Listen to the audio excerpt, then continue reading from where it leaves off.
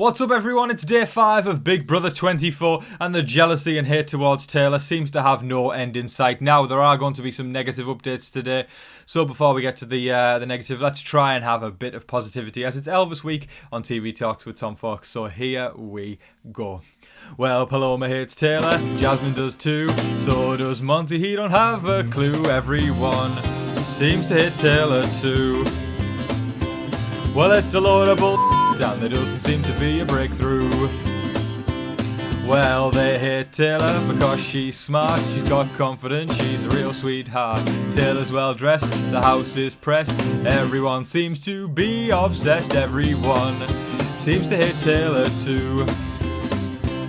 Well, it's a load of bullshit, but there doesn't seem to be a breakthrough. The song pretty much said it, folks. We've got so much to talk about, so welcome to your live feed update. Alright folks, now right before we get started, if you haven't already, I would appreciate it if you could hit that subscribe button. It would mean the world to me, and also hitting the like button really helps me out with the YouTube algorithm, so please do that, and also hit the bell icon to get notified every single time a brand new upload goes live on the channel.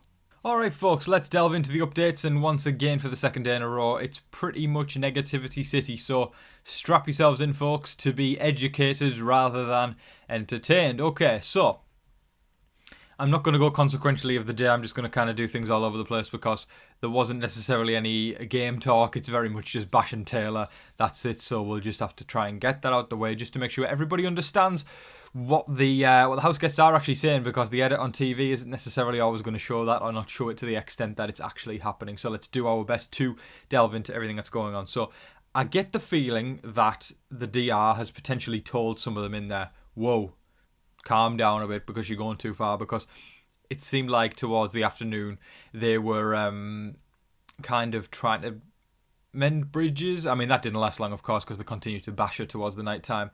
But yeah, people were trying to go on that kind of I'm sorry to her, you know, going around saying all that kind of crap. But yeah, anyway, so Paloma's talking about how if she wins the money, she's going to invest into everybody's businesses and, you know, trying to make herself out to be a good person after the crap she's been saying about Taylor. I don't think anyone buys through it, though. Now, a moment that struck me as very, very cruel and quite thoughtless was Amira. She was in the DR, sorry, not the DR, the storage room, and she was talking about how Taylor's mum's basically going to be disappointed with her. She basically dragged Taylor's mum into the situation, or mom, as you guys say, saying that she's going to be so pissed that her daughter's lied on TV. And I was like, this is crazy. This is Big Brother. You're supposed to lie. But let's rewind for a moment. Taylor hasn't lied. Therein lies the problem. It just baffles me. And then Monty was jumping on the bandwagon saying, yes, she lied, I don't know what to say. And Monty's just really throwing Taylor under the bus like crazy. It's unbelievable. Anyway, we'll get to Monty a bit later when race has been brought into the situation and Monty's kind of enabling the situation. And I'm seeing that Twitter is and social media in general are disgusted at Monty over this. We'll get to that shortly, but Monty's 100% on the bandwagon. But Amira there basically bringing Taylor's mum into the situation, that's a low blow. And to say that her mum's going to be disappointed with her, I'm just flabbergasted and shocked again. I tweeted out this morning, I'll plug my Twitter because why not, since I'm bringing it up. Yeah, you can follow me at TV Talks with Tom. I'm doing commentary on the season over there. This season is going to be like a car crash. It's one of those things where you can't help but watch, and somehow it gets worse and worse than you can even imagine. And you can't actually believe what's happening, if that makes sense. That's the best way to describe this. It's day 6 I'm recording this, and we're talking about day 5 right now. Day 5, we're not even a week in, and this is the kind of crap that's coming out.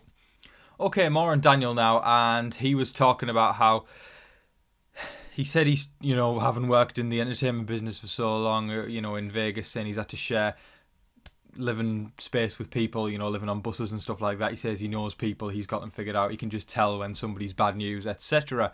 So he correlated that with Taylor, basically saying as soon as I saw her, I knew she was going to be bad news.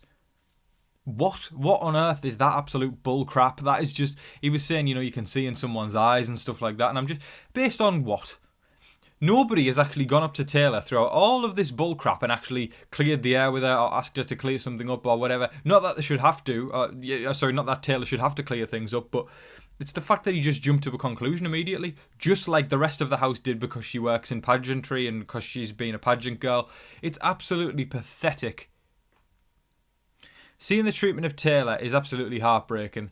And seeing somebody ostracised in that house when it's just a game and it's a fun summer reality show is absolutely ridiculous. And I know it's just a game and emotions do get involved, but they shouldn't be to this point. Not where somebody is being ostracised and bullied by the rest of the house. So yeah, Daniel was basically saying that.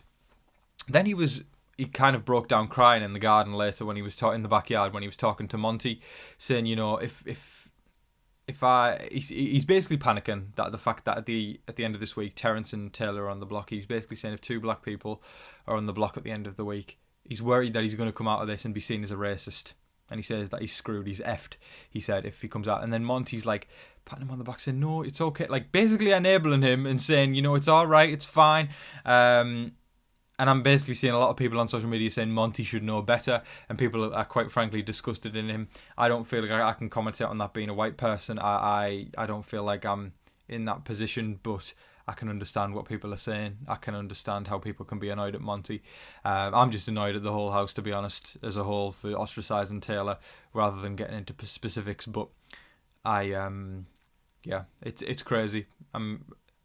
It seems like Daniel cares more about what the public perception of him is going to be rather than what he has actually done.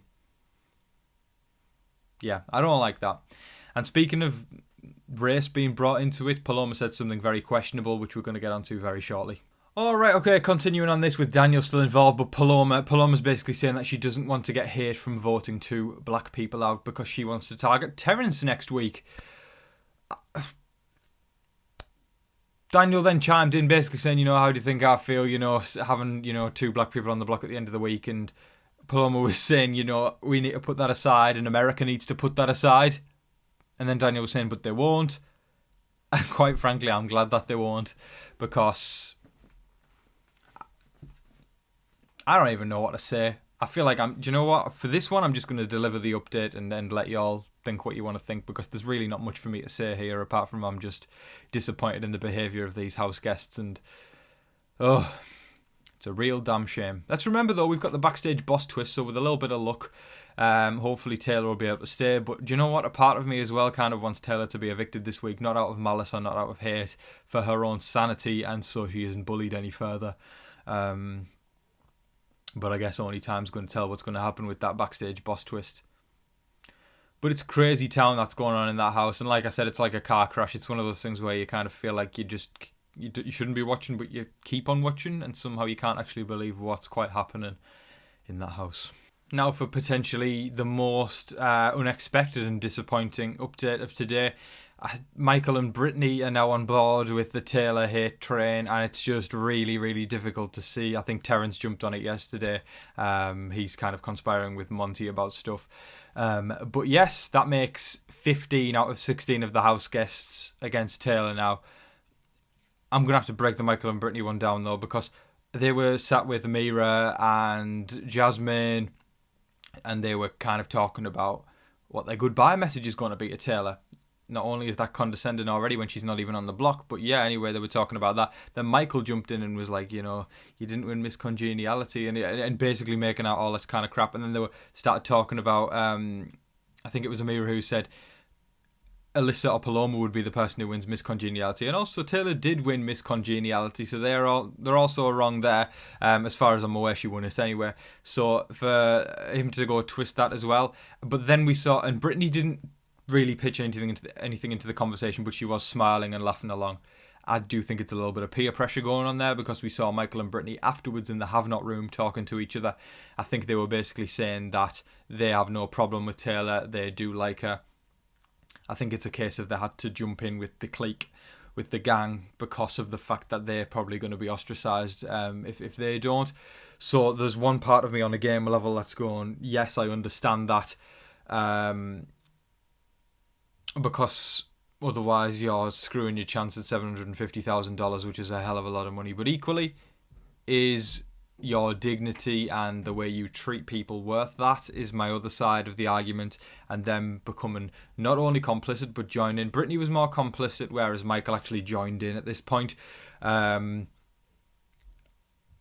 It's difficult. It's a difficult argument, but I mean, I think at the end of the day, it's bad, and you know, joining in is not respectable at all, and it's made me lose respect for both of them. It's a rock and a hard place. It really is. But we can't really feel sorry for Michael and Brittany, because if you join in on bullying, then you're part of the problem. Okay, now for a slightly more positive update, not exactly a put a smile on your face positive update, but a bit more uplifting than the crap we've been talking about before. Alyssa was talking to Indy and saying to her that she feels down and low and paranoid, and she doesn't like the fact that everyone's talking to Paloma about game. There's a crack. There's a tiny little breakthrough that made me go, thank God, maybe this season isn't going to be as bad as we thought. It's going to be bad if the behaviour continues. I mean, it's bad already with the crap that's been said about Taylor all week. But anyway, she was saying that she doesn't know what she's thinking. She feels bad for Taylor. That was nice to hear. That. Well, I can't even argue that it's nice, but it's good to know that people aren't totally hating on Taylor. I mean, we've got Michael and Brittany there who aren't really hating on her, but are joining in. It's awful. Oh, I feel like we're scrambling to find any scrap of dignity that we can, even though there's not much. But there's something. Michael and Brittany don't actually hate her.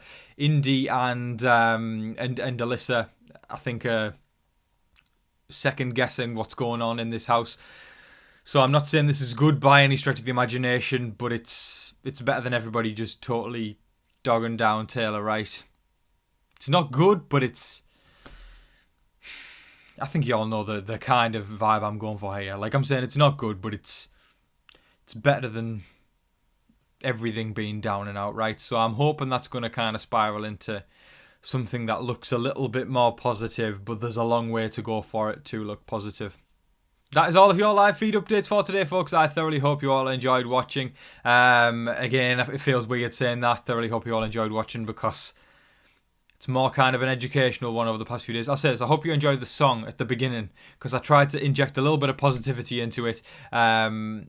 Because Big Brother can often be quite draining and depressing when things like this happen. So that's what I like to think I'm giving. I enjoy doing the songs myself, and I know a lot of you like them, and I'm hoping I can just put a little bit of a smile on people's faces in such a drab week. Week 1 of Big Brother. But anyway, folks, thank you so much for watching. I appreciate every single last one of you. Let me know all your thoughts in the comment section below, because boy, there's a lot to talk about. Yeah. That pretty much says that one, folks. But anyway, I hope that you're all staying safe, staying positive, and staying healthy out there. And remember to be kind to one another. Let that resonate. Be kind to one another. But in the meantime, please don't forget to like, share, comment, and subscribe. Do all of that wonderful stuff. But until your next live feed update, I've been your host, Tom Vasey. Good night.